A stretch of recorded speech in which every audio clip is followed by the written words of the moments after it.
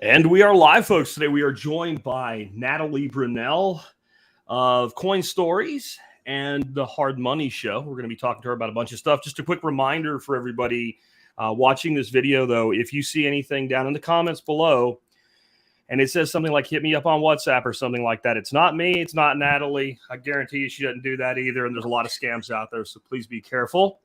And with that, hey, Natalie, welcome to the Survival Podcast and the Bitcoin Breakout. Hi, thanks so much for having me. Looking forward to this.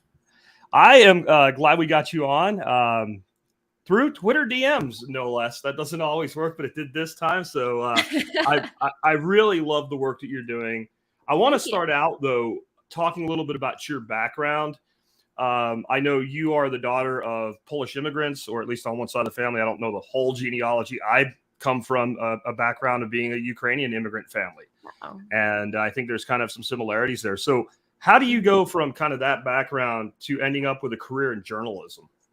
Yeah, sure. I'm super proud of my immigration story. My parents and I were born in Poland, and we came to the US when I was 5 years old. So I really don't remember my life back in Poland. Like, I look at pictures of myself, and we traveled a lot for my parents' work because they would import merchandise and sell it in Poland. We would basically go purchase it in different countries and then sell it in Poland. So that was kind of an interesting thing, but I don't remember those trips and those memories very, very well. But we came to the US when I was really young, and my parents basically started over and they had to learn a new language. My mom was in her late 30s. My dad was in his early 40s. And I just watched them work really, really, really hard. They, my dad would get up at like 3 o'clock in the morning and be de-icing his car. And my mom would work as well, but she would always come home and make like a Polish dinner for us. And they were just such loving parents that instilled me with a really strong work ethic and this sense that like education was going to propel me in life. So I had to be a good student and just like be a good person. My family's religious. And so it was a good upbringing in the sense that I felt loved. I felt rich in love and support and encouragement to do whatever I want, but very poor in financial security. My parents it was really rough for a while. We didn't have enough. Like, the apartment that we lived in was so small that my parents slept on like a pull-out sofa, and I just watched them struggle. And so for me, I was always like, I really want to pursue a career and become successful so that I can help my family and so that I don't face the kind of struggles for when I have a family someday. And I always wanted to become like a person in media, journalism, or I even thought acting at one point because I watched a ton of news and movies growing up. They were always on at my house for two reasons. Number one, my parents would be working or busy. So it would be, entertainment. But number two, it would help my parents augment their English skills and help them learn how to speak English. So we had all, the news programs on that I would watch, and I would want to become like Barbara Walters or Oprah Winfrey. And then we also watched a lot of movies. So I always knew I wanted to work in this like four-angled lens environment. So I pursued journalism in college, and my parents were super supportive, but I know they wish that I had studied biology and gone pre-med, but I disappointed them with journalism. That's the thing too. A lot of times parents want kids to do a certain thing. And I always tell my listeners, like, you get one chance to choose the path for a person and it's yours. And if you didn't do it, like, your kids, they get to choose their path. And that's what we should be looking for as parents, is to guide our kids up in that way. And you can want one thing, but I think we end up proud of our kids when they work hard and achieve. And you did, right? So like you actually achieved, like, for journalism, broadcasting and what have you. Like, you really achieved a lot. You ended up doing really well in mainstream media. Well, thank you. That had to be a point where, like, your parents had to be like, wow, this is great. You had to be like, this is great. And then you did this, crazy thing. And you said, I don't want to do that anymore. I want to be independent. And the path of independent journalism, I know, is a tough one. You are all in, all for yourself, and nobody cares, at least initially. What made you decide, I'm not going to do the MSM thing anymore? I'm going to go do the Natalie thing? Because that takes guts, especially when, like, you're walking from something that is successful. That's totally different than, I got a journalism degree and nobody hired me, so now I'm independent. That's a different thing.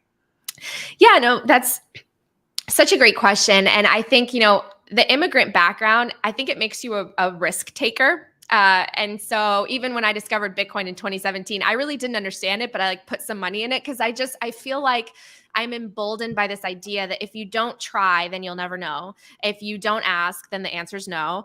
And that's how I was always kind of brought up. And that's honestly what my journalism career taught me as well, because you have to be so resilient and intrepid as a reporter. You know, you have to knock on doors and you have to ask people on the worst day of their lives to talk to you with a camera, no less, right? That's not easy to do. You have to find ways to ask questions and make people feel comfortable and just take chances, take risks, so that you can try to get the information you need for your storytelling and your reporting.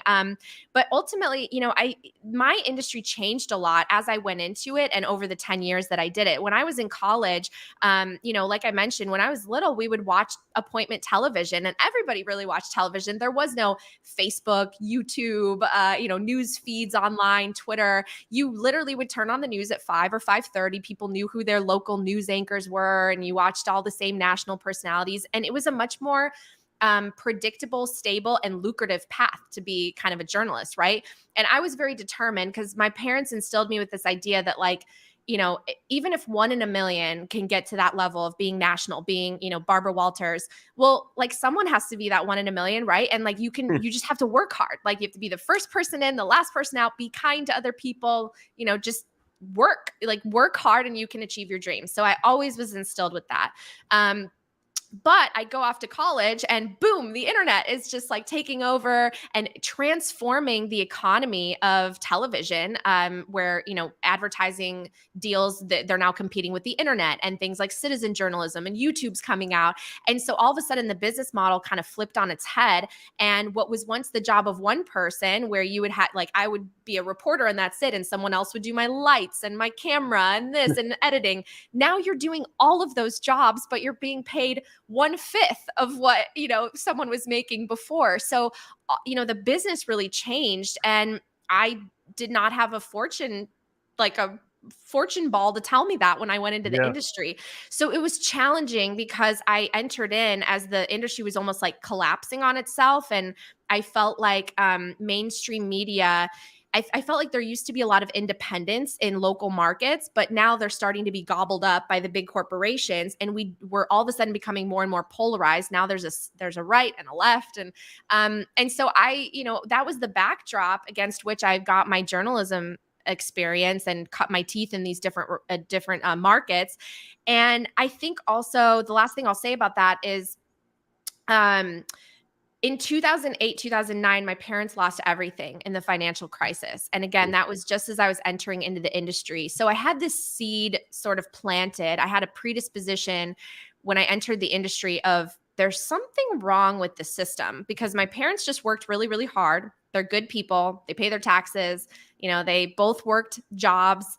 They were able to afford a mortgage, and now they just lost their home. But the big companies and the big banks got bailed out. Like, how did this happen? How did our global financial system almost come to the brink of collapse?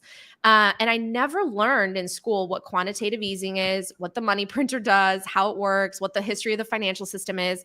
But again, I had this like seed in my brain, like something's rigged or off with the system. So I did my experience as a journalist, 10 years. And 2017, I discovered Bitcoin.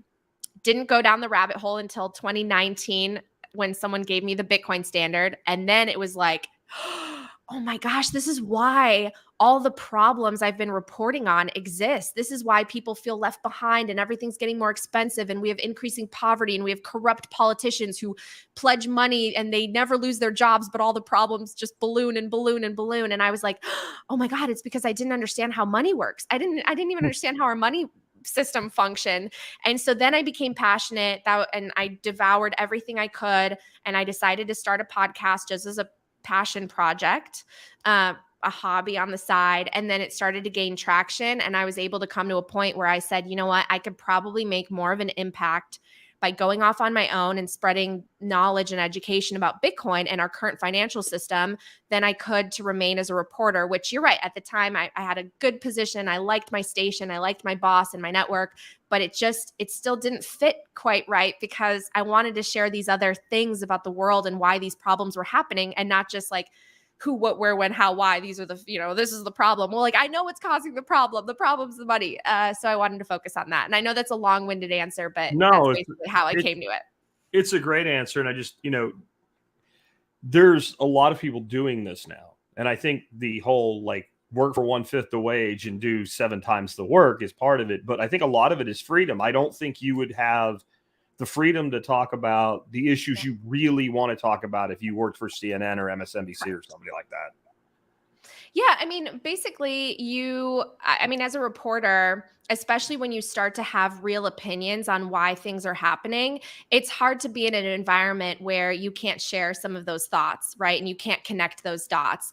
And I always loved storytelling. I always loved television and cinematography, but I felt like I really want to, share knowledge about why some of these issues that I'm reporting on are happening. And so many of them to me are rooted in our financial system. So if I would be reporting, here in LA, I was an investigative journalist, I would do stories on like homelessness or public corruption or, elections or this or that.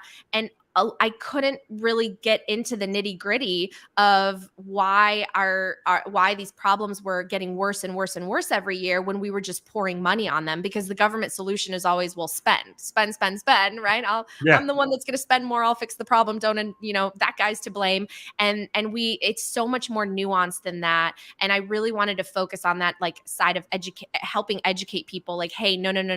This is what money printing is. This is what the Cantillon effect is when it comes to the money printer. This is, the relationship between banks and money and the state. And that's what got my wheels going at a certain point. And Bitcoin was that thing that, could usher in hope, because one thing I want to mention, and maybe some of your audience has felt this way too, before I learned about Bitcoin, I started to get kind of negative about the future, and you could probably imagine I'm always reporting on negative things.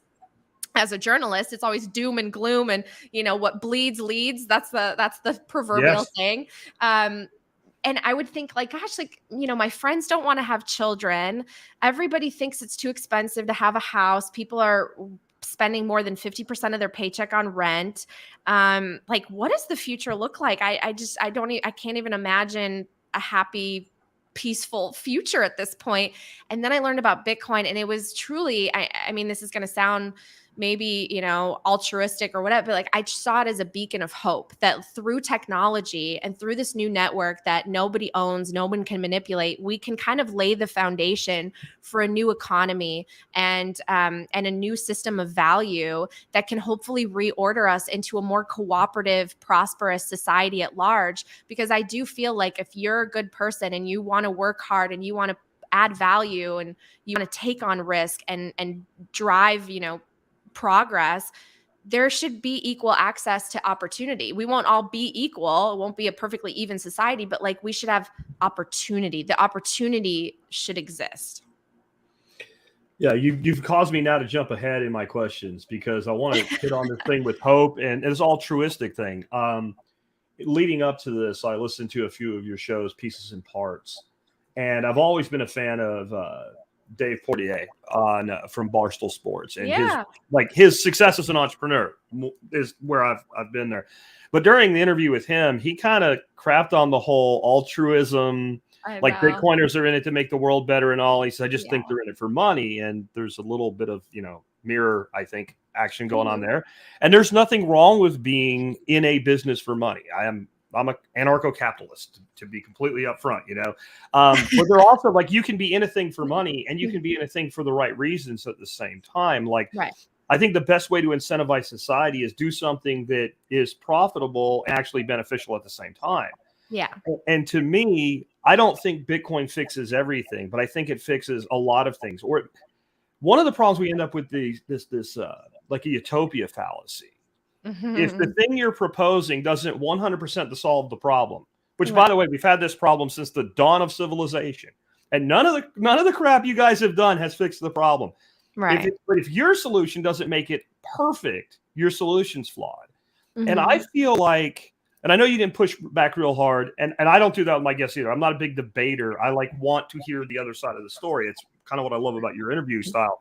But from your perspective now, with free and open to say this, do you feel that a lot of people in Bitcoin really are here. Maybe in the beginning its number go up, but over time as they do the research, because he's not orange pilled in my view. Right? He hasn't done I that agree. deep dive. Do you think a lot of people come in and it is number go up, and that's why they go into shit coins like Doge or whatever? But when they go and do the research, don't you think they do begin to see this larger view?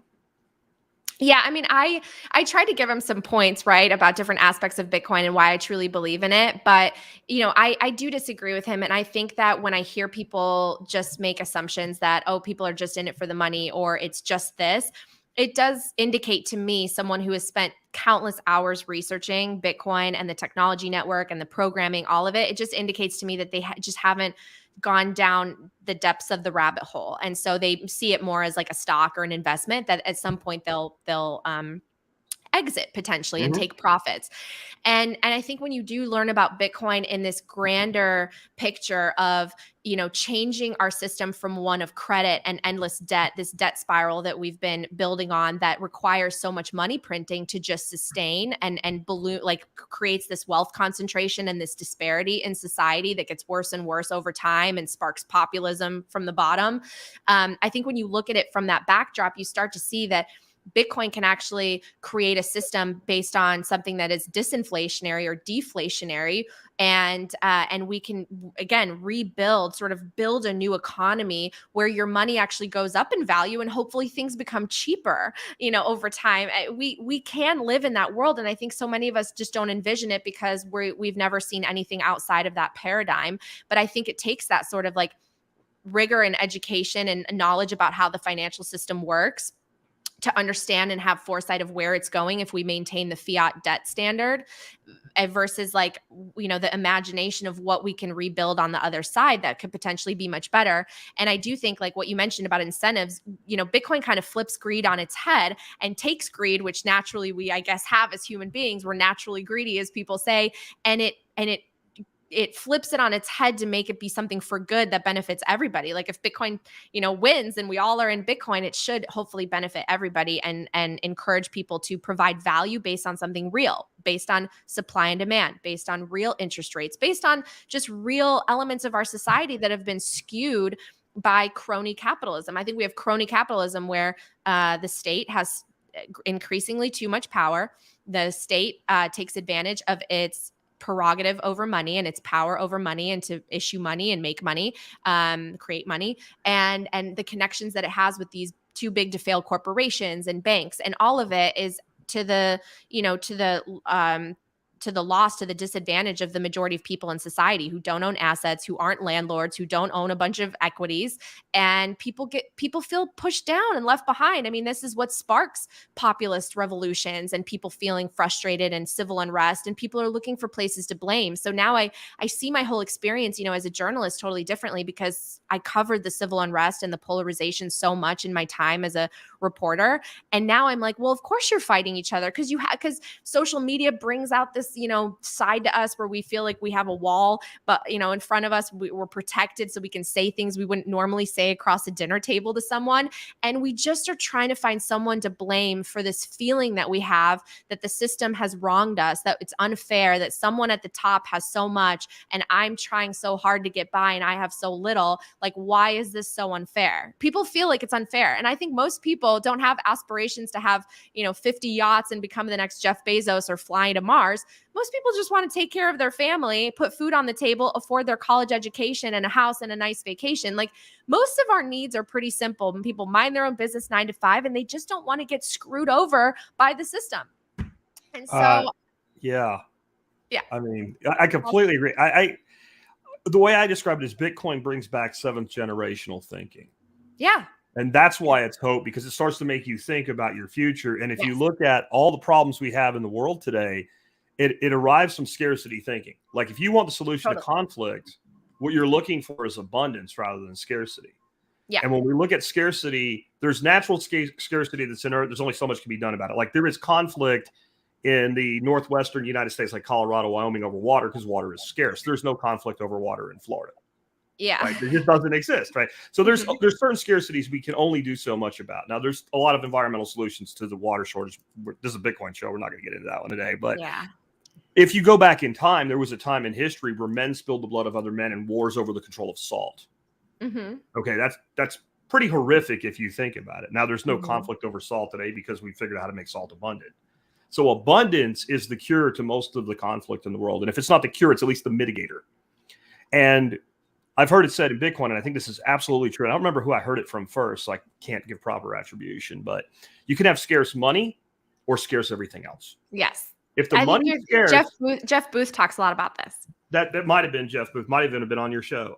That to me is really where we're hitting at, because if you create scarce money, then you have a situation where you can have an actual meritocracy. It doesn't mean there won't be winners and losers, Completely. but losing maybe hurts less and winning maybe doesn't look so much like spiking the football. Yeah, exactly.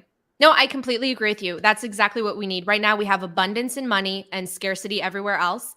And what we need is scarcity in money so that we can have hopefully abundance everywhere else. And I am a believer, now that I've done so much research into economic theory and macroeconomics and the history of money, that capitalism is actually the way to bring about the most prosperity for everyone and the most access to opportunity. Will there still be wealth inequality? Yes.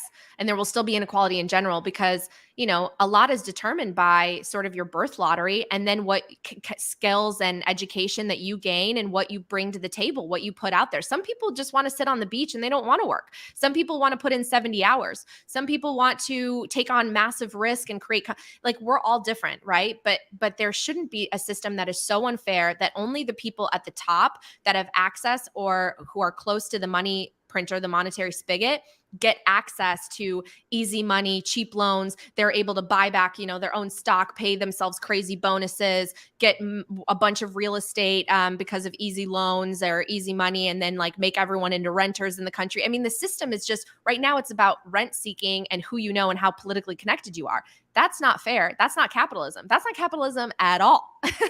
No. And so I hope that Bitcoin kind of ushers in, again, this idea of personal responsibility, and there are no companies that are too big to fail and backstopped by taxpayers so everyone could just socialize their losses and privatize their gains. That's not what America was actually built on. And we've sort of bastardized the foundation of what this country stood for and what it could have become because we exceedingly just pushed money further into the hands of government, and now they're the most powerful people in the country, I would argue, and in the world, right? These central bankers, the people in the White House, and really, it's sad to see that there are no consequences when there is failure of policy. When things go wrong, they maintain their jobs. That's crazy. That's so silly to me. And so there needs to be a shift, but there won't be a shift until we really wake people up to how the system actually works. And Bitcoin is beautiful in the sense that, I talk about all this stuff and the Bitcoin's the solution, but I'm focusing so much on the problem because until you understand the problem truly, you don't really appreciate the solution, which I think is Bitcoin. I agree. And I think that what the angle now is, of course, Bitcoin is destroying the environment. And this is energy fed by people who have no idea where Bitcoin miners and how they source their energy because they don't want to waste money. They want to get the cheapest power they can. So they're buying surplus power. They're using gas flare energy that would happen anyway. But it seems like the whole control apparatus is built around everything is pollution and we need a cleaner environment. I had Guy Swan on Tuesday. And what he said is, if you want to find people that don't care about pollution and just pollute everything, find me poor people. Right? The poorer people are, the less time they have to be concerned. I have to feed my child tonight. I can't care about the fact that this is a toxic thing. The idea that we actually preserve the environment comes from a place of stability. Where if I don't have to worry about feeding my family this week, this month, this year, I have time to worry about how can we do this in a more environmentally friendly way. But it seems like the solution is make people as poor as possible because then they'll use less resources, which is really, it's completely counterproductive to the stated goal. And I don't know if the people that are making that claim are incompetent or immoral or both, but it doesn't seem like the right path at all to me. Yeah, I definitely think it's more incompetence and lack of education. I truly think that it should be a requirement for people who run for public office to understand economics, and not just the Keynesian economics, but truly have a fundamental understanding of interest rates, supply and demand, and how economies function and how money works. I wish that was a requirement.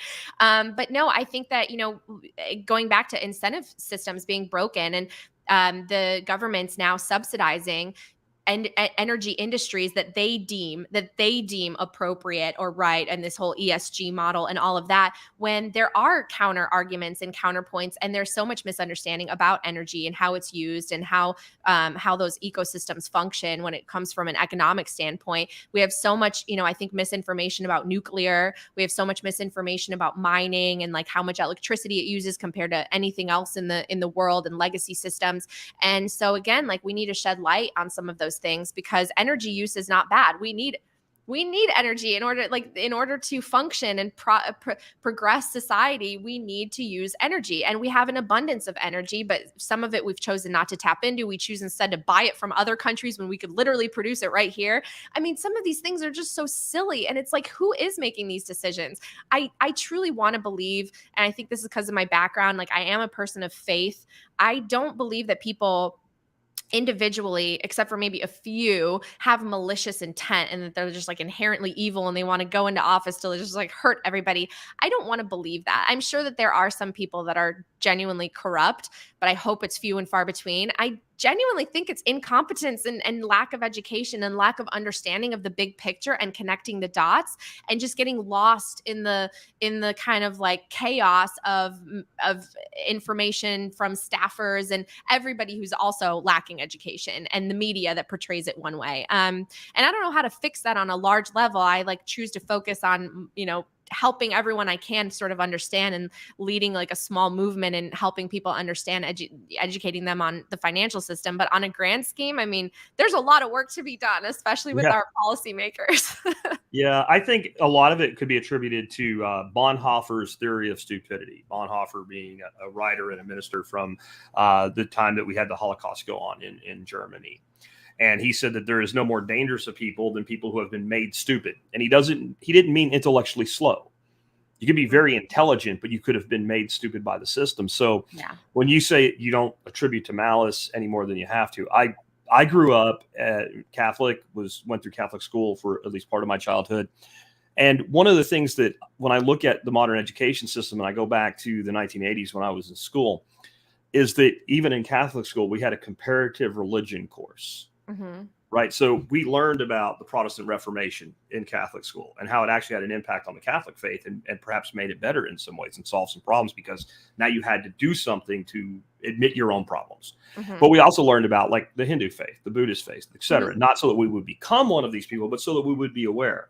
And when I look at modern education, specifically at the university level now, you mentioned Keynesian economics. Well, you only teach Keynesian economics. Right. And maybe you give a byline for 2 seconds to Austrian economics. This crazy crackpot theory or something like that. So you end up with an entire group of people who are convinced they're smart. I have a master's degree in finance, right? Yeah. I have to be smart. My piece of paper says so. So the very definition of really being stupid is to believe you know a thing and a thing is wrong, but have no ability to even see the crack. Yeah, no humility. I completely agree. You mentioned Keynesian stuff too. So like, this is like an interesting thing I picked up this week too. You really have to judge even Keynesian economics with when that was developed by Keynes. We had a gold standard. And gold was the governor of government, so it was also the governor of economic systems. So as flawed as it may be, it was probably a lot better with a finite centralized resource. And I didn't know this at all, but apparently Keynes actually postulated the concept of stateless money at some point as well. So like we judge everything today based on today in our educational system, our political system, our media from the past. And we don't say, well, what was the ground like at the time? And I think that's contributed to a society that is so tribal that, I offend everybody. Both sides are stupid. It doesn't mean intellectually slow, but they're stupid in their behavior. And they're dangerous because you can't rationalize what's stupid. Like a person has to be willing to have their ignorance cured to get past the ignorance that they're dealing with. And when you're operating on ignorance, but you believe you're correct, you're dangerous. And that's why I think we have I'm not going to say all our problems, but many of our problems or the problems we have are made worse because of this. I would really agree with you. It's interesting to study kind of Keen's background. And I know some of the Bitcoin authors in the space have tackled this, but just that idea of, kicking the can down the road, which I think we see right now in our fiat system of debt and inflationary policy, where it's like, oh, well, Keen's saying is like, in the end, we're all dead, right? And there's these animal spirits or something that create some of the bubbles we experience. But no, there are actually reasons why we have booms and busts. And I think that people need to be a little bit more critical and analytical of our education system, because at the end of the day, if it's the Department of Education and if it's the government that is signing off on curriculum, well, of course they're going to probably sign off on curriculum that makes the government look really good and extends the amount of power that they could possibly have in every aspect of society, right? Like that power they want to maintain as much as possible. And so we do have an education system which may be considered rigorous and better than other countries in the world, but like it's meant to reinforce what the government is basically saying. And I think we don't have enough critical analysis. It's one of the reasons why I'm actually really happy that we have the internet and YouTube and all of these places where it's a democratization of information on a global stage, where you can actually start to question some of the things that you've been taught and ask the right questions and maybe dig in for more information, because history, you will start to find, isn't as factual maybe as you were under the impression of when you were younger. It's actually very subjective based on who wrote that history and who's telling you that history. And so we need to be a little bit more analytical. And unfortunately, most people don't have like a great background in terms of getting an education, and especially economics or history. And we need to do a better job as a country for that. I'm a huge, obviously, proponent of better education, more financial literacy. And it's sad to me to see, like, this was actually, I think, a statistic that was portrayed in an HBO show called Newsroom, which I used to watch because it was about my industry, with Jeff Dan. I forgot the name of the guy, but he gave this like massive speech at the beginning of how like America's not the greatest country in the world anymore. And he listed off reasons, right? And he was like, we're 46 in education and we're this and this and this. Yeah. Well, like we need to be honest about some of those things. So we can say, oh, we're the superpower, we're the greatest. Well, actually, we're not that great when it comes to some of the aspects that are fundamental to progress and societal, functioning, including education. So I really think we need more work there for sure, because people have a skewed idea of what economics is, I think. Gotcha. So let's talk a little bit about you left mainstream journalism, you started doing your own thing, and two of the things you developed since then. You have a podcast called Coin Stories, which everybody in my audience should subscribe to. It's awesome. And you also have a new show called Hard Money. Can you kind of tell us the genesis of those two things and what they're all about? Yeah. So Coin Stories came first, and that's my podcast. And I'm super grateful that it has grown to make me be able to do it as a career. It's amazing to me. But basically that came again from my journey down the rabbit hole. I was so fascinated not only by just all the information that I was learning about the financial system, but I was fascinated about the people who were having these discussions, from podcasts to the books that I read to Twitter. I discovered Bitcoin Twitter. And I questioned myself, like, who are these people? Like, where did they come from? What were their jobs? What were their backgrounds like? Did they come from financial security or insecurity? Are they immigrants? Did they come from wealthy families? How did they discover Bitcoin? Why did they believe in Bitcoin? Like, why is this important to them? And those are the questions that I think were in my head, because I'm someone who I've always loved people. I love studying people. That's why I think I was naturally inclined to journalism. I like to know why people are the way that they are. And I've always loved biographies and autobiographies, especially if you watched a journey or listened to a journey of someone overcoming obstacles or rags to riches, just something inspiring. I've always loved those stories.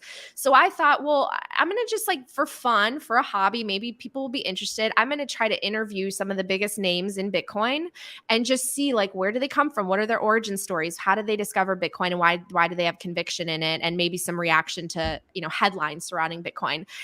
So I started reaching out. People started saying yes. And that podcast grew very, very organically. So I've had really the biggest names in the space, from Michael Saylor to Lynn Alden to Jeff Booth to Preston Pysh to, all these big names that you might follow. It's their whole backstory, their whole life story, who they were and before Bitcoin and after Bitcoin. And so that's my podcast. And then recently we launched a show called Hard Money, which is produced by Swan Bitcoin and Bitcoin Magazine. And it is a once a week news show. Since that's my background, it's a video news show that gives you Bitcoin headlines, but also ties it in with global economic news. So the Federal Reserve actions that they take, interest rates, inflation. We kind of bridge that divide because I feel like in media at large, no one's doing that. No one's talking about economics and finance, but also Bitcoin and like intersecting those two worlds. So that's the show. We have interviews every week. We have original stories. I'm super grateful to be a part of it. So you can catch our newest episode actually on Thursdays. So tonight, 4 p.m. Pacific, 7 p.m. Eastern on the Swan Signal YouTube page. Awesome. So who was your favorite guest so far that you interviewed on Corn Stories? Because it literally, you have a playlist called Great Minds of Bitcoin on your YouTube channel. And it really is, right? So who was your favorite? I know it's like picking your favorite kid, but.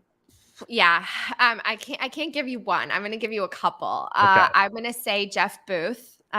He is just so brilliant and thoughtful and makes me think about so much he makes me think a lot about the future and the kind of world we can build with Bitcoin and the kind of system we can rework from one of, again, debt and credit and just this cycle of money printing to one of value and just Bitcoin allowing for us to potentially actually be more equal in society and have more access to opportunity. So I would say Jeff, and he has an awesome backstory.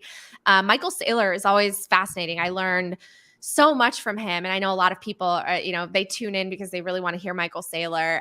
He's just he's brilliant. I can ask him a very simple question and he'll go on these brilliant tangents, and I learn, I study how he talks about Bitcoin because I think he's really constructive and thoughtful and intentional about how he sees this really becoming a very competitive advantage for the United States if they make proper legislative decisions on it. And he's so active in trying to help make those legislative decisions happen. And he's also really committed to giving back. He wants to help educate the world. And he wants to provide free education. And so I just think I think he has like a good heart behind him. And then Lynn Alden, I would say, I mean, again, I learned so much about macro from her, and she has this fascinating backstory where most people don't know. She was homeless as a child. She had to overcome a lot of financial insecurity and obstacles. And now I would say that she's one of the most brilliant minds in the space and in macro and finance at large and investment at large. And so her story was cool too. So I just named 3. Okay, that's fair. But then you also had the big bad on Peter Schiff. Yeah. And I hadn't listened to that one yet because I didn't know something. And somebody put a clip of yours up on Fountain today. Somebody I follow on Fountain. .fm put it up, and I listened to it because it was like a 2-minute clip. And It turns out you did something nobody else has done in this space yet. You got Peter Schiff to admit he wished he had bought Bitcoin, which I guess is not an endorsement of Bitcoin. It's just obviously I could have made billions of dollars with a small investment of my net worth. I mean, I made a video, like a viral video long time ago, and it was like the Bitcoiners tearing apart this warthog. It was lions on the series. They tearing this white warthog apart. And it was like the IMF and the World Bank and all, and they're all eating it. And then the last lion that finally comes walking in out of the scrub at the end, I had Peter Schiff on. And it kind of feel like that's kind of where he is. But how did you get freaking Peter Schiff to admit he wished he had bought Bitcoin? Because that we should, like, if there was a podcast award, like if we did something like the Emmys or something, you should get an award just for that. That's one of my favorite clips. I just published it the other day again because of what he's been commenting about the bank stuff in Puerto Rico and what happened to him and confiscation of funds and freezing of accounts. And I'm like, Bitcoin fixes this. And he said to me, he wished he bought. But yeah, I have a clip that says, clearly, I wish I would have bought Bitcoin. I don't even remember the question I asked him, but it's just funny because I actually really like Peter Schiff. You said if you went back in time, what would you tell your younger self? Yes, that's what I asked. And he just I was like, what would you tell yourself? And literally the question was open-ended. He could have said anything. He could have been like, well, I wish I would have whatever. And he goes, clearly, I wish I would have bought Bitcoin. Super great answer and moment in my show. But it's funny. I have to say this. Peter Schiff is brilliant when it comes to economics and monetary history. And on my coffee table at my house, I have a couple of books that are just my favorite books that I've read about Bitcoin. And on that actually pile is his book called The Real Crash, which has nothing to do with Bitcoin. But I recommend it to people because Peter Schiff was, he was Dr. Doom or Gloom or whatever. And he was the guy that was interviewing people in the Occupy Wall Street videos. He really has been calling out the problems of our easy money system and big government and crony capitalism for a long time. And he predicted that we were going to have a crash, and he predicted the unwinding of everything that happened in the financial crisis, which, he discusses really thoughtfully in the book, because he says that that should have been our crash. We should have allowed things to fail. It would have been painful in the short term, but we would have been better off in the long term for all these reasons. And he goes through the history of our financial system. And also he breaks down every aspect of government that he would change to a more small government, hard money focused, way or formula. And it's really brilliant. It's fascinating. And it touches on so many of the principles that are popular with Bitcoiners, or that Bitcoiners really believe in. But it has nothing to do with Bitcoin, because he's a gold bug and he believes in gold. But I really recommend that book because it teaches you that we didn't really have, we thought that the financial crisis was bad, but the real crash that's coming when, we can no longer keep playing the music and, the music stops and everyone has to find their chair. It's going to be far worse than what we would have experienced in 2008, 2009 had we really let things fail and crash, because now the bubble is so much bigger. We have a tech, and an equities bubble. We also have a real estate bubble. We have an everything bubble. And we can't keep kicking the can down the road forever. We think we can, but it's leading to all this wealth disparity and frustration and wealth concentration. And it's leading to civil unrest. And it's leading to, I just think, a breakdown of the fabric of our society, and the fabric that once made this vibrant, beautiful middle class and the representation of the American dream that people wanted to come here for, including my family. And so, he predicts that we're going to have an even bigger crash. And I believe that that's where we're headed. And thank God that we have Bitcoin as this sort of peaceful parallel system that we can exit into at any point and start accumulating and start saving in Bitcoin as an insurance policy against this system, which is based on debt, which is based on crony capitalism, and it's not fair and it's unjust. And we have a solution, and his solution is gold. But Bitcoiners always point out the issues with gold. So I hope that Peter someday comes on board, and it'll be great. He said that if Bitcoin's being used as a medium of exchange and it becomes a unit of account, that he will admit he's wrong. He told me that in my show. Okay. So I'm waiting for that day. Yeah, we'll see if he does it right. Because sometimes I think he's just a master troll, and him and his son are playing a good cop, bad cop, and the greatest scam on planet Earth, honestly. Meanwhile, he's secretly stacking all this Bitcoin. If you go to his website, he sells gold for Bitcoin. So of course, he would probably tell you he just converts it to cash immediately, because most people. Online you can buy. Yes, you can buy gold for. Now maybe he stopped doing it, but I know at least at one time, Peter Schiff, you could buy gold from his concern for Bitcoin. I'm going to investigate this. Okay, investigate. You're an investigative reporter. Go forth and investigate. Yeah, no, but I really do like him. He's super smart. I wish he was into Bitcoin, because we agree on all the same problems. Yeah. We just disagree on the solutions. I see him a lot like I see a lot of vegans, right? So vegans are great at identifying the problem. I too object to taking thousands of cows and having to stand in their own excrement up their elbows at a CAFO. I think that's a horrible solution. I too want a cleaner environment. I also think that if you plow a field down to nothing to grow soybeans, you destroy all life in that field. Mm-hmm. So the solution is putting a cow that's supposed to eat grass where grass grows and making more grass grow, and putting in lots of trees so the cows have shade so they don't die in the heat.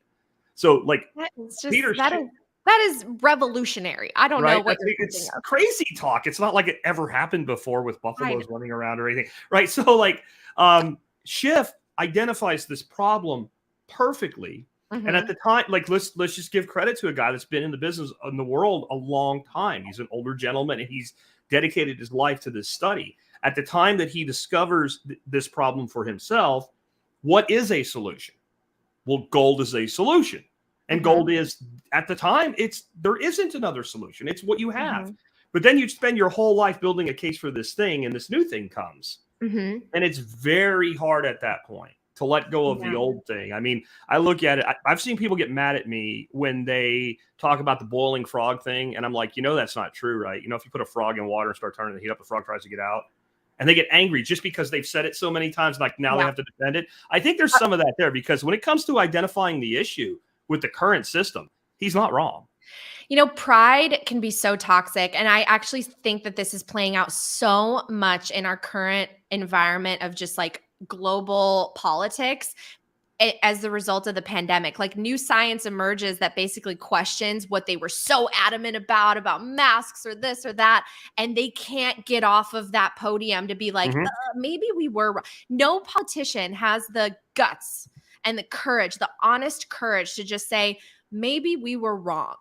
And what an amazing, like, could you imagine if we had more politicians that were just like, God, we tried this and I think we got it wrong. So let's try this because we really want to get it right. And we admit we were wrong. Like instead we have these people that are just glorified, political publicists go up there and spread propaganda and stuff goes wrong. And they're just like, no, we knew it was inflation. Of course, this is not true. It's not transitory. It's corporate greed. It's this, it's that. It's the greedy gas, owners, whatever. It's just, why can't we have more humility? I can admit when I do something wrong, right? And my background encourages that. You learn from your mistakes. We learn from our failures. Nobody's perfect. But man, find someone in government that's willing to admit their mistakes. Even the ones that corrected didn't admit they were wrong. Like my governor, Abbott, and Florida Governor DeSantis get a lot of credit for being open when the rest of the country was closed. They still closed down their freaking states. And when they changed, they were just like, well, we've done this now. We have to transition. We can't do this anymore. But neither one of them came out and said, that stuff I did in the beginning? Yeah, the reason I'm changing is I was wrong. And I've not seen a lot of that. Let's talk about you again, though. Let's talk about the fact you entered Bitcoin, in my notes here, 2017, I think you said. Yes. Okay, class of 2017. You've had your ass kicked a few times. So, Bitcoin's down right now. If you kept buying through kind of that cycle that led to a bust in 2018, 2019, and real huge correction that happened back then, you could be holding Bitcoin that you've now been holding for 4 years. That's back where it started or close to it. How does that make you feel about Bitcoin long term? Because I think a lot of the people on the outside all think like, okay, we're all going to run away. And like, I've been in this game since 2013 in earnest. And I think I got bought my first Bitcoin in 2012. So I've also spent a lot of it because back then we were trying to onboard people. So we would do what you're supposed to do with it. And it was, a thing. So I wish I had kept all I had bought, but I've been through the beating so many times now. I'm kind of with Michael Saylor. It just goes up forever if you zoom out. Yeah. How do you feel? I mean, you've been through it at least one good one now and the most recent one. Okay, so I'll share 2 points on that. Number one, I've been in since 2017, and I saw it run. I got in, I think, at the 4,000 or so, 4 to 5, 6,000, and then I saw it run up to 20. I'm really proud of myself that when it I never sold, held on. But here's the thing, I'm kicking myself because I didn't go down the rabbit hole. I did what so many people do, and I was like, oh, this is just the new digital trendy thing that Silicon Valley's doing. And it's like investing in Facebook or investing in whatever early. And it's like a stock, or it could crash, or it could be hacked, or it could blah, blah, blah. I just didn't get it. I didn't have the humility to go down the rabbit hole. And I had a mentor who was telling me, read this book, The Bitcoin Standard, read this book, The Bitcoin Standard. And I sat there and I was like, I don't want to read a book about computer science and I don't have time for this. I've got stuff to do. And I really regret it because had I taken the time then, I would have probably gained more conviction and I was always a really good saver. I think from my immigrant background, I was always a really, really good saver, but I saved in cash and I could have put in way more than I actually did because I didn't understand the thing. But my second point is, what's your time frame? What's your time horizon, right? Because Bitcoin may be down right now over the last year or couple months, down 38% in 1 month of the month of June. But look how much it's up over the last 4 years, 5 years, 6 years. You have to widen your time horizon, because if you truly do believe this is a very young monetary network, a very young technology network, and you see its potential as the best savings technology and pristine collateral, then you should want to be in it for the long term and, dollar cost average, all of that. I'll admit, I bought, chunks at 50, 60 that I'm just like, oh God, I could have had, twice as much if I just would have waited, but none of us have a fortune cookie that told us that this crash was going to happen. If you listen to my show and you listen to some of the interviews that I've done some shows with non-Bitcoiners that talk about how I believe, and they believe, that there's going to be a deflationary bust that happens because we are at the end of this long-term debt cycle. Things need to shake out. They printed way too much money, and there's a consequence for that on a global level.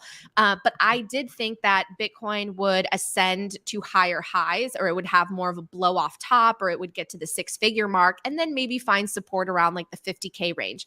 I did not think that it was going to go back down to the levels we're seeing now. And I think one of the reasons it's been hurt is by this like crypto ecosystem at large, this contagion effect of things that are cross collateralized with Bitcoin, that, people have to sell their Bitcoin in order to pay off loans and debt and all of that. And it's just a mess in a system that doesn't have bailouts and will get cleansed. It's a healthy cleansing, but it's painful. It's painful, painful, painful. But this is how actually capitalism would function if we had it in the greater markets. So it's painful now, but I have this long-term view on it that I am not worried that it's going to continue to grow, gain adoption. Developing nations need it more than us right now to combat inflation and autocratic governments and oppression. And I'm super bullish on it long term. It's just right now, it's kind of like maybe, you need to like allocate a little bit more to cash or be a little bit more careful about how much you go in on in chunks, because it might go down lower. You might need cash for your expenses. So we're in a very volatile time right now because of these macro factors that I assess with some of my interviewees. But long term, like, I think that Bitcoin will be a global reserve currency. I agree. Asset. I do. Here's where I come from on that. I've been doing my podcast since 2008. And all the way, I started it right before the big financial crisis back then. And I was this completely unknown person. I was actually in corporate America back then. I was a COO in a holding corporation. Wow. And my partner, this guy named Neil Franklin, had really high level financial advisors and said, this whole thing is going to go to hell and get your money out of the market. And at the same time, I had a client who was a financial advisor, and he wanted a website, and one of the companies within our fold was going to do the site, and our lead web developer could not figure out how to handle RSS feeds for podcasts, which is basically throw an extension in there and it does it. So I'm like, I'll figure this out. So I started doing my show in my car, and my first message in preparedness was protect your hard-earned dollars. And I was saying this is going on. And after it happened, you get some credibility and all. And then I was going into economic lessons with the audience, and this is way pre-Bitcoin for me anyway. And I kept saying that we were going to have a monetary rebasement of the dollar. And of course, you're a tinfoil hat conspiracy theorist, and that's what you're talking about. There's a rebasement. What made me completely sold on Bitcoin was what I realized is we can have another rebasement on the dollar like we've had in the past, like 1933, like a lesser impact, but 1964 with the Silver Coinage Act, like 1971 with Nixon. These were all actual defaults on the dollar that rebased the dollar. So right. The plan of the state would be to do another thing like this, right? So you can either let them do it with their money again, or we can take this alternative, and the monetary rebasement can go to Bitcoin. And if you told some of that 10 years ago, they'd like, you are nuts. I think when you say it today, people like, even that don't believe it's going to happen, they're still like, well, it won't, but maybe it could, or they won't let it happen. And I think that, like, in the end, the markets, right? Like, you can tell people you can't do this. You can tell people in Russia in 1985, you can't buy Levi's. But if you went to Russia in 1985 with a pair of Levi's, you could get just about anything you wanted. You could, if you wanted a cab to pull over and you held up rubles in 1985, the cab drove right past you. But if you held up a pack of Marlboros, right, that car screeched over. So, like, markets are going to market. And if this choice is available, I think that people more and more are beginning to make it. Yes. No, I completely agree. And I think that people need to just zoom out. I mean, this is a very young technology network that very few people understand. It's extraordinarily nuanced because it requires a real thoughtful understanding of our current system and what's wrong with it. And people could understand Bitcoin a little bit and not really understand why it's needed or what the greater mission is. And there are so many macro factors at play. I mean, I think that we are entering into a decade of deglobalization. I think that we have benefited so much over the long-term debt cycle we've been in, from being the petrodollar, from being the global reserve currency. But that era is ending, and countries are starting to see, hey, when you're just printing money, we don't want to hold your treasuries anymore. And we don't have that much faith in the US dollar like we did in the past. And I think that the inflationary events and the crises that are playing out around the world are going to cause some currencies to collapse, first into the dollar and then maybe someday into Bitcoin. And I think that we're just in a phase of such change. And one of the reasons why this current, cycle moment is so painful is we've never been at the end of a debt cycle, but Bitcoin has largely benefited from quantitative easing and from money printing. Like we would be lying if we said it didn't, right? It's from birth to current day, it has existed in QE. That's what our government has been doing over the last more than decade. So now that we are entering into a phase of QT and we've printed all this money, we don't know what's going to happen to Bitcoin. I think it could drop lower. It could also, at some point, I think it will decouple finally, but more people need to understand it for that to happen. We need more clear pathways when it comes to a regulatory front. We're getting there, I think. Sad that we couldn't get a spot ETF. That sucks. But, we do have legislative officials that are recognizing this as a digital commodity, a digital property. Some of them are educating themselves to make, appropriate decisions when it comes to Bitcoin mining. Lots of work needs to be done in that space. There needs to be fair accounting for more companies to come in. We need these institutional avenues because no matter what some Bitcoiners say about, we don't need I believe we do need the institutions for more retail and greater adoption. And, hopefully people can stack as much as they can, because once those companies come in, guess what? They have way bigger pockets and they can scoop up Bitcoin at higher prices at levels that people can't. And so that's, again, why I'm trying to get the word out, because even if you allocate, 0.1% to Bitcoin, something, you're going to be able to get it right now at prices that you won't when big institutions come in and are starting to gobble it up, because now there's these, institutional green lights for them and on ramps. So I'd rather, the people obviously get it first before the companies, but we'll see what happens. Well, I mean, to kind of get the scarcity, people don't get scarcity in their head. So I did the math. MicroStrategy right now controls 1/106th of all Bitcoin that will ever exist. Mm-hmm. Okay, so how many corporations are there out there that are bigger than MicroStrategy? Mm-hmm. How many of them have to take a fractional position like that before?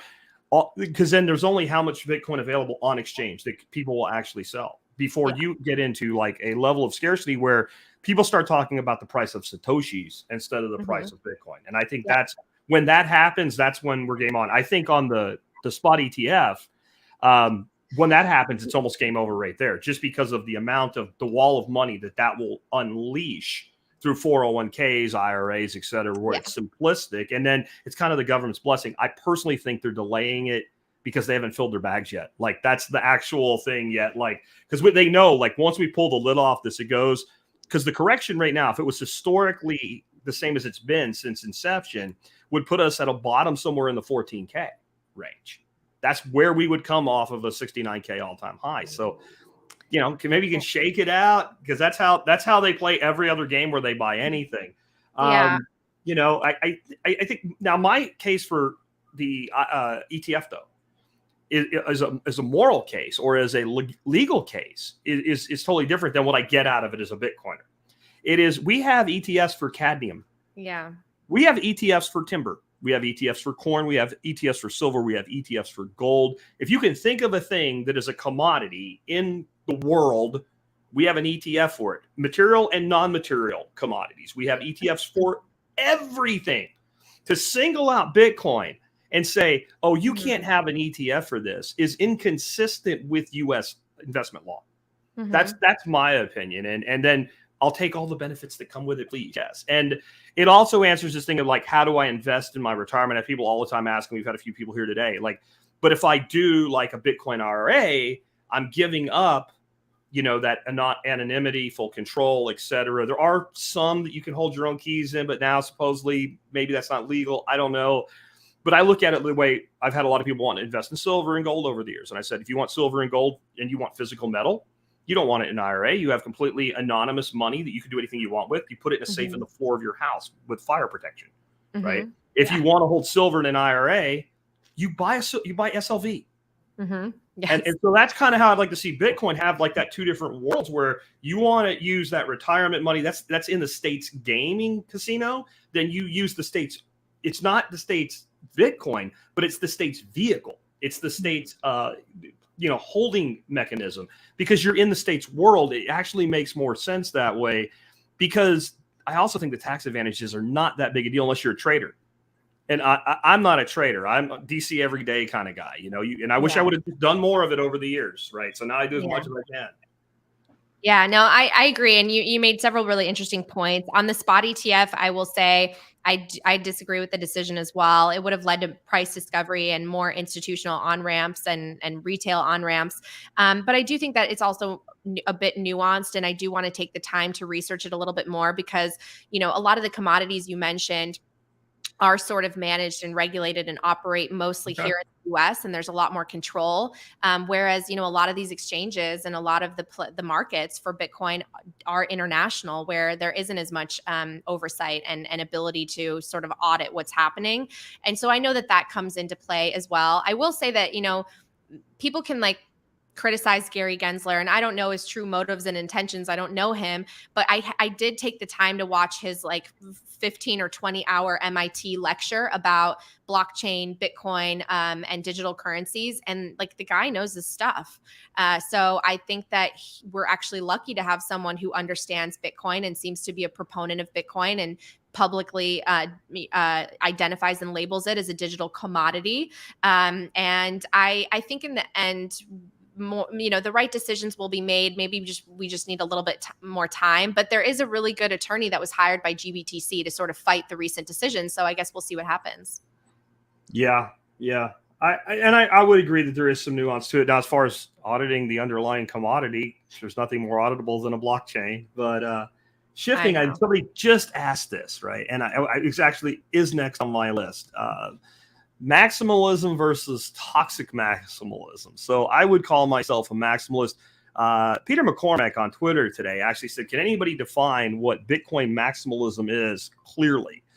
And so I said the definition of maximalist is one who advocates for the immediate and direct action to secure the whole of a program or set of goals.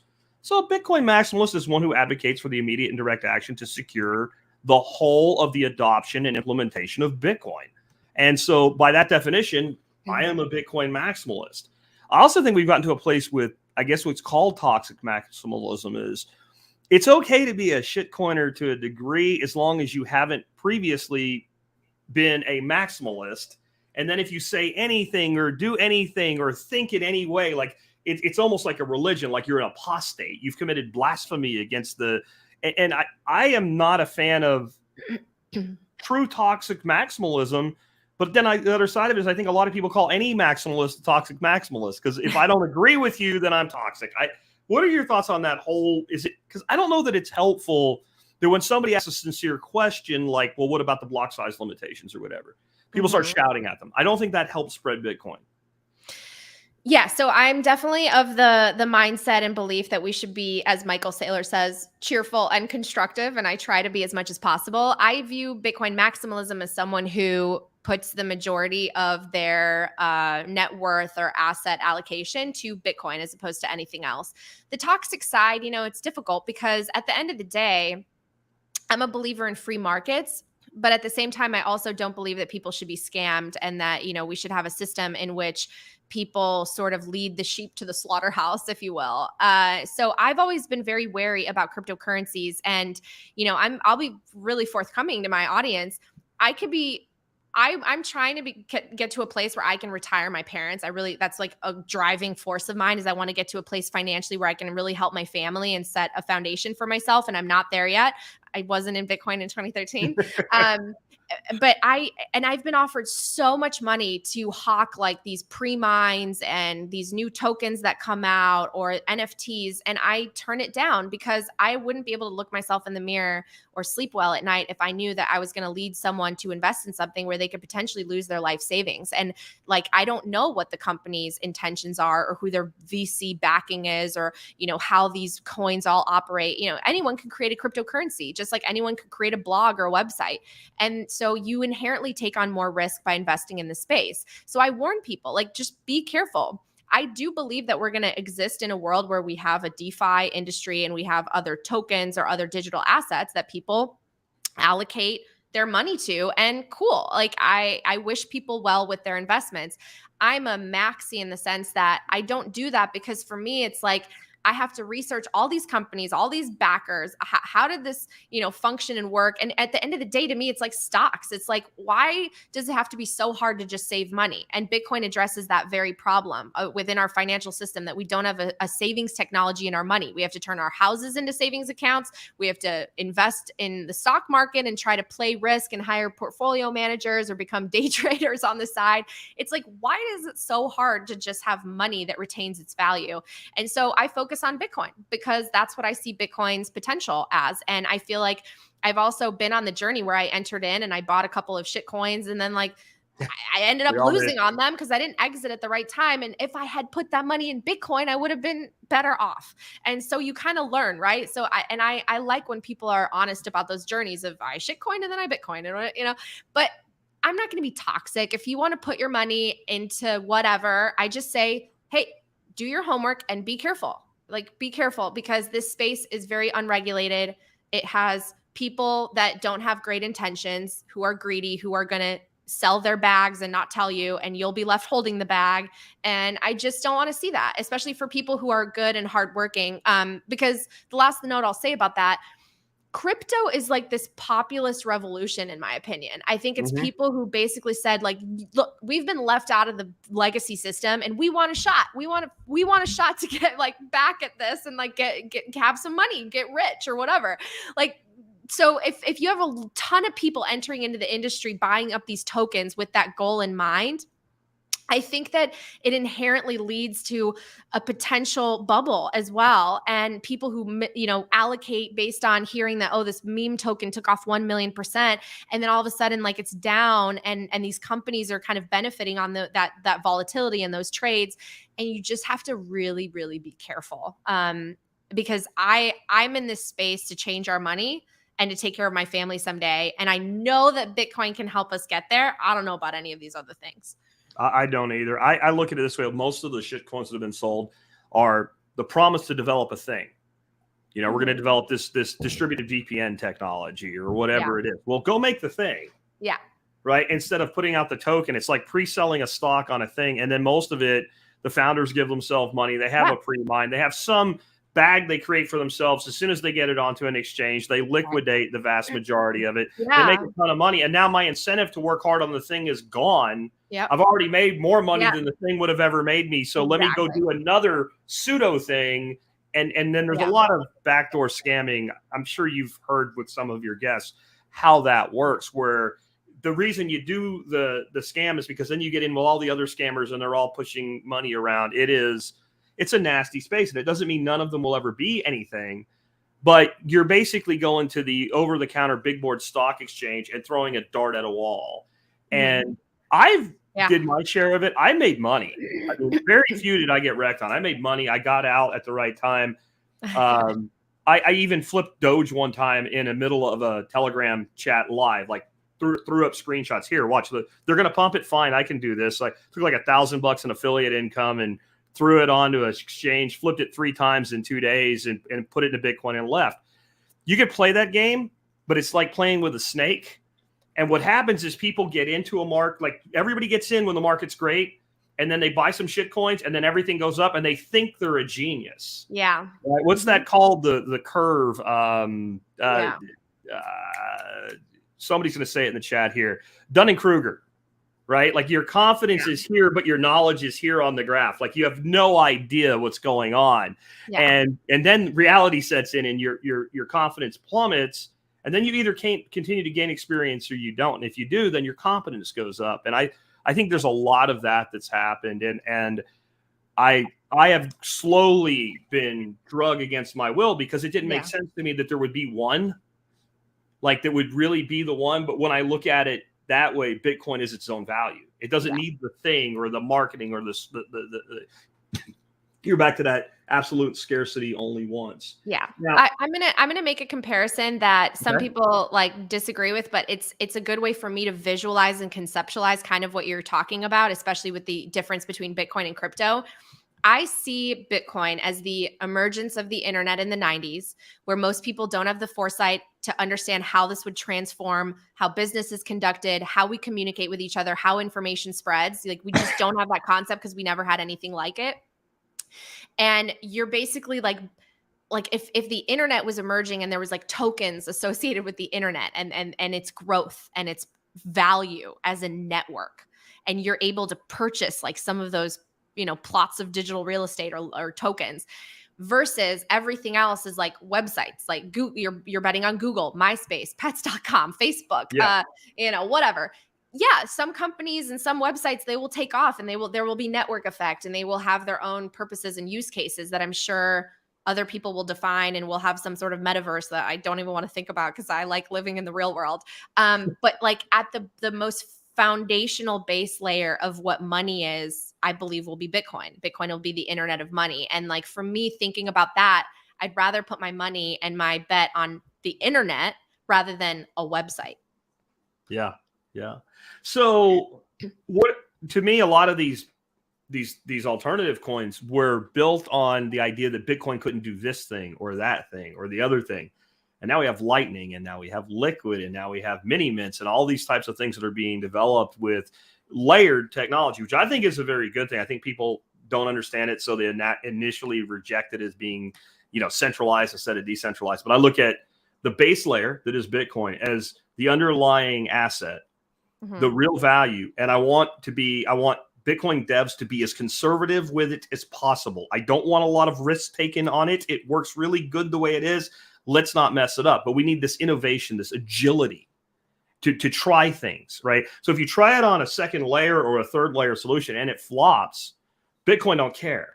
It's the honey badger. It doesn't give a shit at all. It doesn't matter. That thing failed. So what? And people say, well, Bitcoin, no, it didn't. It's like when Mt. Gox got hacked way back in the day. Bitcoin price went down, but we just began the Bitcoin obituaries where it's died like 800 times now and it rises again. Yeah. So if we have those layers, we can try a lot of things, and a lot of things are being tried. I'm looking at things like Geyser doing fundraising, what's being done with value for value podcasting. God bless Adam Curry for what he's done with that and how that's sprung into all these different apps like Breeze and Fountain FM and what have you, and podcasters getting value from listeners and listeners getting back the value from podcasters. And it is like when altcoins started to come out and there was all these ideas being thrown around it. I think it's part of what sucked people in early. And so there's a ton of exciting technology. And I know you're talking to tons of people in the industry. Is there a particular technology or a particular application of a technology that's really exciting to you right now in Bitcoin? I mean, I just think it's the growth of the Lightning Network and the scaling that it promotes and creates the opportunity for. I'm watching it closely because right now we're not at a level where a bunch of merchants can come on. It's just, we don't have that scale where we have the ability and we have enough nodes for that to be possible. And so we need to create that. It needs to grow. There are some tremendous companies working on this in the space. I really applaud. One of my dream guests is Elizabeth Stark. I would love to talk to her because she's doing so much to promote the growth of the Lightning Network. And they will enable through Taro, stable coins on top of Bitcoin. I think stable coins are going to be really important in this whole ecosystem as this technology develops and emerges and more people adopt it. But Lightning is the thing that I think will allow more and more people to use Bitcoin as a medium of exchange and allow for more adoption in that sense. But we still have ways to go. Lightning Network does not have that many transactions on it yet. So we'll see what happens. We'll see in 5 years. I think that the growth rate will be exponential. What I love about the layered solution, let's say Lightning isn't all it's cracked up to be. Somebody will build one that is, but right now it is it's my thing. It's my jam. It's like, that's where all of the stuff is. When I realized what Strike does, for instance, when I realized, for instance, I can take my phone and I can deposit $50 into Strike. I can hit a QR code and I can deposit onto my cold storage wallet from Strike without actually ever buying Bitcoin. That the transaction itself creates the conversion and deposits the Bitcoin into my cold storage. I'm like, oh, it's over for the legacy payment. Like, the payment systems are what's going to get slaughtered by this first. Because if I can cross-border move money to any jurisdiction, and I can move dollars, I don't even need stable coins to do it right now. I can move dollars because we're liquid everywhere, 24/7. Yeah. And I'm transacting in assets, and the legacy payment is transacting in liabilities. Like, good, like, you're going to get just a merchant experience and savings. I had an accountant that I was debating with, and he said, I use Swift. It ain't that bad, whatever. And I'm like, and he's legit. He's doing big transactions, international, every day. And I'm like, back when I was in corporate America, if I had an accountant that could save me millions of dollars a year and they didn't do it, I would fire them. Yeah. No ideology whatsoever. Just wait a minute. I could have gone from 3% of transaction to a half point on all, or at least even 25% of these multi-million-dollar transactions, and you didn't do it, you're so fired. And so to me, that's exciting. Yeah, Jack Mallers does a really great job talking about this and building this space and the layer 2 solutions. And he's working with major companies and trying to educate the IMF. So I highly recommend a lot of like the work that he's put out and the interviews he's done about this. And just really the idea of revolutionizing a system that hasn't been updated in many, many decades, that, takes a slice away from everybody as sort of that third party mechanism that we currently have, where you introduce like people that are, taking a cut from the customer, from the merchant. And like, we don't need to have that. We can have something instant that's settled immediately and that's lightning speed, that's verified. And I would love to have technology update this very archaic system for sure. It needs to be done. So we got a few things from the audience. I've had you an hour 15. I don't know if you had that much time blocked off. Can we lightning round this though before you go? Yeah. Okay. Lightning round. All right.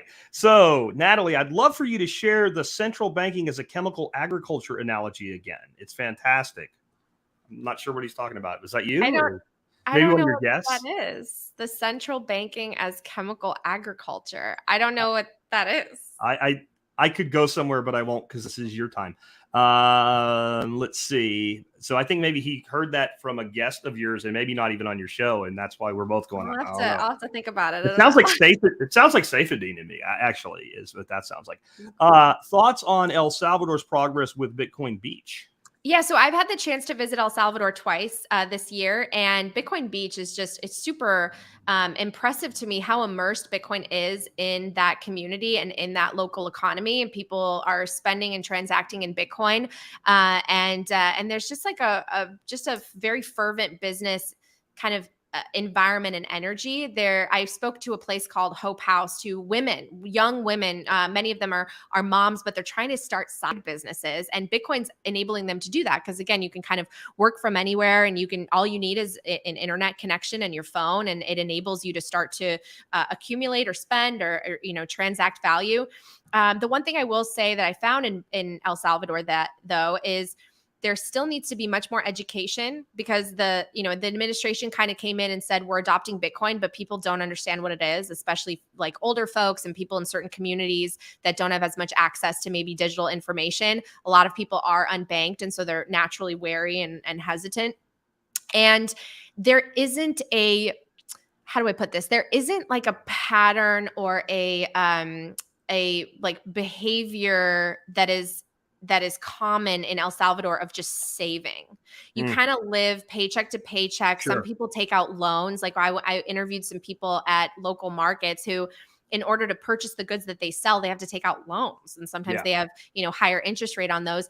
There isn't this idea that like, oh, we have a savings account, the way that, Americans are so used to like a 60-40 portfolio or whatever, 401k, to teach someone how and why to save is its own sort of mission and challenge. So Bitcoiners, what I love about the Bitcoin community and Bitcoin Beach, they are encouraging people not only to just start, transacting in it and using it for their business, but also, hey, put some away that you don't touch, like save. Start to save, even if it's just like a few sats, like here, have this and don't touch this account. And it's going to be volatile in the short term, but like this is like your bank account for the future. And so I hope that that emerges more, this idea of accumulation, savings, capital accumulation. And I'm happy for El Salvador that a spotlight is put on the country. You know, they are seeing more tourism and more investment. And I'm curious to see what's going to happen with the Bitcoin bonds. But I was really impressed and encouraged and inspired by what I saw in El Salvador. Yeah, I think that it's hard for Americans to get their heads around. I lived in Panama for 2 years in the 90s and Honduras for 6 months. And the idea that you're going to save money when you don't have money, like Bitcoin, I think encourages savings. I'm seeing millennials save more money than they've ever saved once they get into Bitcoin because they start thinking about the future. But that's because they can give up a couple lattes a week. Like that's not a thing in rural Honduras, I promise you, nor rural El Salvador. I've not yet been there. Non-Bitcoin question, Natalie. What's her favorite Polish meal? What's an example of this? Okay, so I'm from Poland and I also lived in Italy. So my two favorite cuisines are Polish and Italian. My favorite Polish meal is something called kotlets schabowe, and it's essentially like Wiener Schnitzel. It's like a breaded, flattened pork, and it's sauteed. And oh my God, I love it, and I make it a lot. So for me, I grew up in kind of like this region of Pennsylvania that is just all Slovakian. There's Polish, there's Ukrainian, there's Georgian. I mean, it's just a mix, and like everybody looks the same, but everybody knew who everybody was, right? And it was all cool. We were all messing with each other, but there's a huge food overlap. So I mean, part of Ukraine used to be part of Poland. For sure. Right. So for me, it was pierogies, and the best is when you take them, they're poached, and then they go into the pan and they get browned on both sides, and you put the butter and the onions on top of them. And I'm all carnivore now, and I can't talk about this anymore because it makes me hungry. What have you both found to be the most effective way, if any, to talk to people in your lives about Bitcoin that don't get it yet? It's a challenge. It's for sure a challenge. I've been successful at orange pilling some people and not so successful at others. I just try to start slow and really put a focus on the problems in our system and how Bitcoin fixes them. And I don't encourage people to like, oh my God, you put it all, everything that you have into Bitcoin right now. I say, hey, what's it going to hurt if you put 1% into this? If it takes off, amazing. And if it doesn't, are you upset about 1%? You know, like it depends how wary people are. I think you just need to start slow. But the more that you introduce, hey, have you ever thought about like the reason that this problem exists is because of this? And like, oh, did you know that like with money printing, do you know this? Do you know this statistic? I try to introduce things like that because I think something clicks and resonates. But it's a challenge because everybody's different. Everybody's rabbit hole journey is different. I try to seed plant. So I'll like say a little bit about it and go away. And then they'll hear about it in the news and like the FOMO kicks in and then they ask and they give you permission. Yeah. And then my target is always entrepreneurs because I'm always like, why don't you just accept it? Yeah. Why don't you just accept it? Like, because you lose nothing. If nobody buys it, it doesn't matter. And I'll help you. Because it's not that hard to start accepting Bitcoin, especially like content creators. Like just throw a QR code on your website. It's not the best security practice, but when you start getting Bitcoin, let me know and we'll fix it. Right. And then what I've been using lately is Lightning, because I'll just tell somebody like download wallet of Satoshi or something like that. Like, and I'll just send them $1. That's cool. Right. Just send them $1 and they watch that dollar like instantly there. And they're like, what do I do? They're like, watch it. And when it gets bigger, let me know and I'll help you get more of it. Cool. And like try to plant seeds and walk away because plant seeds. Forcing information on somebody not ready for it actually makes them less receptive. I agree. Right? I agree. What sources does she use for legitimate relative info on crypto reporting versus hype and shillers? I think that would be as a reporter on any information you want to gather. Where do you get relevant information? I know the answer, but I triangulate, I quadrangulate. I go to multiple sources. You know, there are a lot of outlets now that report on crypto or digital assets from ones that are really within the space. And, you know, the CoinDesks, Cointelegraphs, Bitcoin Magazine I've contributed to, at large, like legislative updates are often covered by Bloomberg and by CNBC and all of that. And I really I try to read everything, but I will say that most of the best information that I've gotten are people that are really thoughtful thinkers and strategists and economists in the space. So I follow the Lynn Aldens, the Preston Pishes, all the people that like they tweet most of their information or they do podcast interviews as opposed to like articles that I would read. And I try to get to the source as much as possible, which is what I try to do with my show, is bring people on and let them share the story. And another shout out for Lynn. Guys, if you're not following Lynn, you need to follow Lynn. Lynn is one of the most brilliant minds in economics and finance, in my opinion. Yeah. If you could send one person to Orange Pill Joe Rogan, who would it be? Me. I was going to give the same answer. Me. I would do it. I would love to go on Joe Rogan. Joe Rogan, hit me up. Yeah, Joe, let's go. You bring us both on. We'll orange pill them together, of course. Yeah. Now, I guess if you had to say somebody other than me, like to pin us down, I don't know. Sailor or Maulers. Yeah, I think would be who I would ask to do that. Please ask, are Bitcoin IRAs safe for the next thing to implode? I don't think they're going to implode. My problem with Bitcoin IRAs, I don't think the law's clear yet. Yeah, there definitely needs to be more clarity. I think that you need to do your own research on companies. And so I have a Bitcoin IRA that I'm very happy with. And I haven't seen the kind of concerns that we see in the greater crypto contagion with some of these platforms that were really didn't have the proper reserves and all of that. So I urge people caution, like you really have to do your own homework, because I can't give financial advice on that. And I have one too, and they say you can't, like people are starting to say you can't self-custody, but I have self-custody. I have a multi-sig, and so it's a 2 of 3 multi-sig, and the company holds 1, and I hold 2. I could move it right out of there. Now, I've got tax consequences if I do that. They're going to report that, but I have self-custody, and they don't have access because they only have 1 of the keys. So I don't know where this is coming from. I'm not sure if maybe a new thing came out of bull. I have to hop off. I'm sorry. All right, Natalie. Well, hey, thanks for being with us today. I really appreciate it. Guys and gals, she stayed longer than we had planned. So thank you, Natalie. Thank you. Sorry about that. Thank you, guys. No worries. Bye.